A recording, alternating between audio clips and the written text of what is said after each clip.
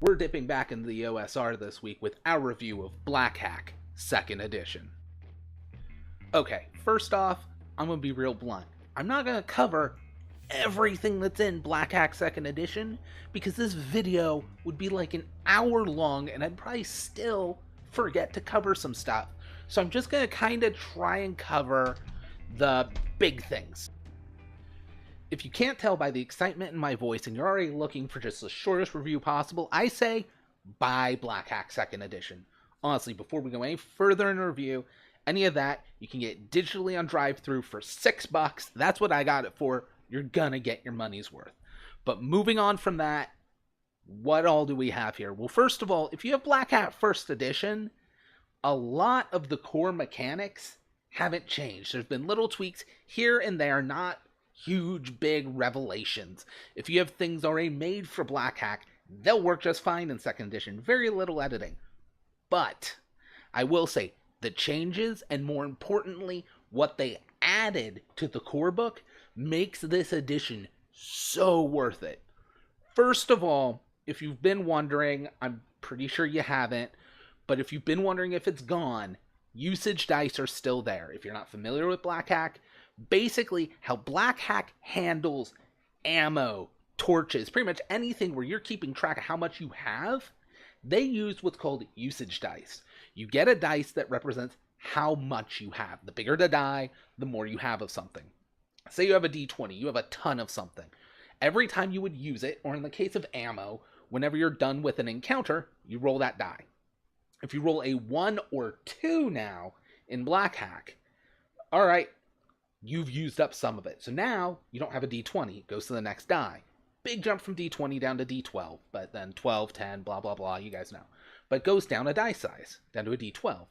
Then, next time you use it, you roll. As long as it doesn't come up a 1 or 2, you keep that same die. When you're down to a d4, if you roll a 1 or 2, you're out. You're done. You ran out of stuff.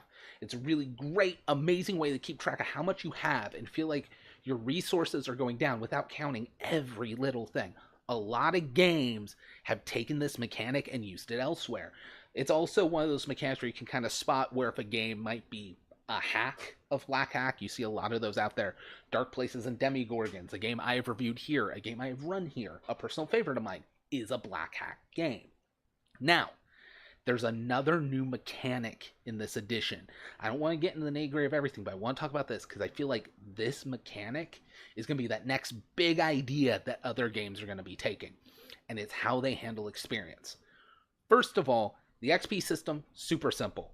If you're level 1 and you gotta get to level 2, you get 1 experience, you can go to level 2. Level 2 to level 3, you get 2 experiences, you can go to level 3. Alright, this isn't the first game that's handled kind of like a milestone experience. You don't get points for every little thing you kill, every little quest you do. However, any quest should give experience, but more like, oh, okay, you did this one thing that's part of a bigger chain of things. No, typically you get the experience at the end goal. Nothing too new here. Nothing too big.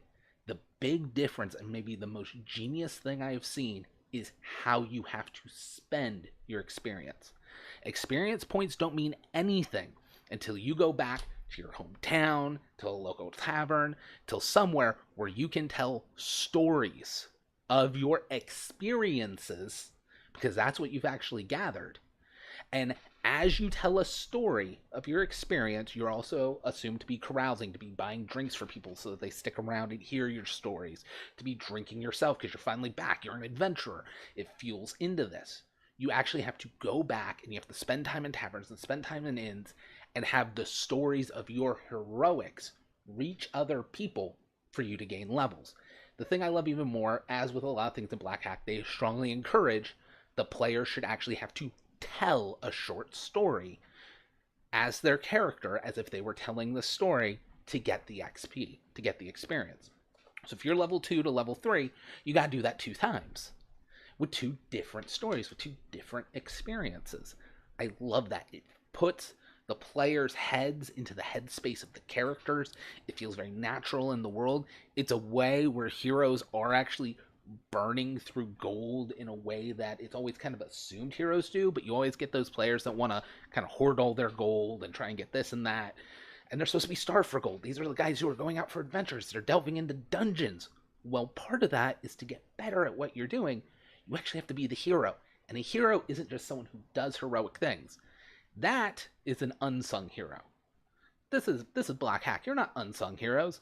You're the ones the Bard writes stories about, so you got to make up those stories. I love it. Now, moving on from that, there's not a ton different. You got your core classes. You have your warrior, your thief, your cleric, your wizard. Pretty much what you would expect. It's an OSR style game. If you want more classes, there's a ton of third-party products already out there, because Black Hack is so hackable, so modular, so editable, that people are already doing it and coming out with all kinds of classes. I personally like sticking to the core. One of the things I personally love, all of the wizard spells are on one sheet of paper. Not, here's the spells you can pick. It's the spell and everything the spell does for every spell the wizard can have in all 10 levels of spells, one sheet of paper. Cleric, exact same thing. I love that simplicity. Now, that simplicity also means Magic packs a wallop in Black Hack. If you're talking about something like Magic Missile, you roll a number of d6 equal to your wizard level. Okay, and it auto hits. Okay, that's Magic Missile. Fireball, same thing. You don't roll to hit the guy. You cast Fireball. Everybody in this area is gonna take damage. That is the kind of stuff Magic works with in this game. Now, moving on from that, if you're not familiar with Black Hack, there also aren't spell slots. You memorize a number of spells equal to your level per day. When you cast a spell, you make a roll afterwards to see if you remember the spell. Maybe you've now started to kind of befuddle it. Maybe a piece of it has slipped out of your mind. But as long as you can keep making those rolls and keep remembering those spells, you keep having those spells. Now, as we're talking about rolling, I want to get into the core mechanics of Black Hack. It's one of those games where in combat, in kind of the day-to-day tasks, the GM doesn't roll a thing. Players roll to hit targets, and when targets attack them, players roll to defend against targets. That's it. It's real simple. It's real fast. Initiative is another favorite of mine, because GMs don't roll initiative. There is essentially the DC for the encounter. Players roll a dex check for initiative. If they succeed, they go before the monster. If they fail, they go after the monster. If there's multiple monsters, usually take the toughest one. Now, with that, I know I'm running through this fast. There's a lot in Black Hack. With that, how do rolls work? It is a D20 system, but if you're used to newer D&D, if you're used to D&D in general, you're used to you roll a D20, you add some modifiers, and you go for a target number. Black Hack doesn't do that. Here's the thing. One of those things a lot of people get bugged about D&D. Say you have a 16 dex. In Dungeons & Dragons, a 16 dex then turns into a +3 modifier. That 16 really doesn't matter anymore. It matters in that you have to get to a 17 before you can get to an 18, which will then get you a +4. But that actual number doesn't matter. In Black Hack, it does. There aren't modifiers. They just trimmed all that fat. If you have a 16 dex, whenever you need to make a dex check, you roll a d20 and you want to roll below a 16. Any number you roll below your attribute is a success. So the higher your attribute, the easier it is to succeed. You add difficulty by the GM basically saying, all right, this is kind of hard. Add +1 to your roll. Because remember, the higher you roll, the worse you do. It's all inverted.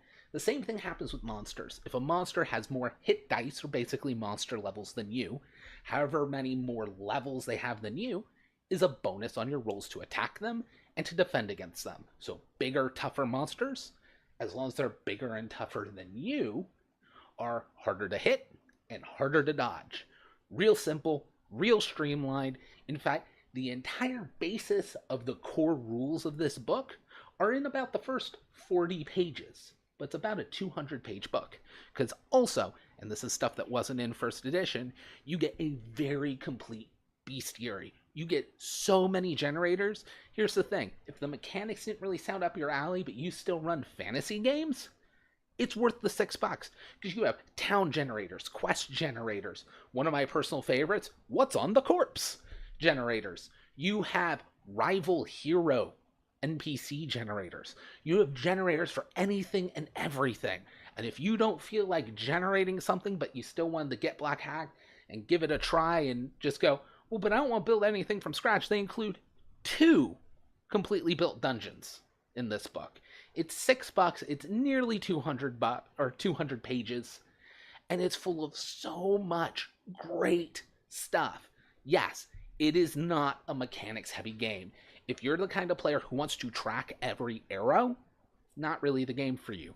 If you're the kind of player who wants complex character builds where you had to pull from all these different books and you piece together the perfect character, not the game for you. But if you're the kind of player or GM who wants a game where you can pick it up, you can read a handful of pages and you'll get all the mechanics. If you're fine with core classes or get a ton of the third-party stuff, which is either free or dirt cheap, there's the class hack, which is like $3 that provides you with like a couple dozen more classes already out. And you're up for a fast, loose, the way I see it is kind of a rock and roll version of fantasy roleplay. Check it out. In fact, the last thing I want to bring up, I almost forgot. Anyone who got Black Hack first edition, you know, the book was bare bones. Fine, you know, it's this very fast, this very loose game. It was also cheap, which is good. And the only artwork was a hand doing this on the front cover with Black Hack. Second edition has full art. It's not color art. It's all line art. It's actually very much in the same style as that cover, but it's super cool, super interesting. It's weird and kind of freaky, but at the same time cartoony and a little goofy. And it so perfectly captures the feel and the spirit of Black Hack. Honestly, if you got $6, go check it out, guys. That's it. Bye.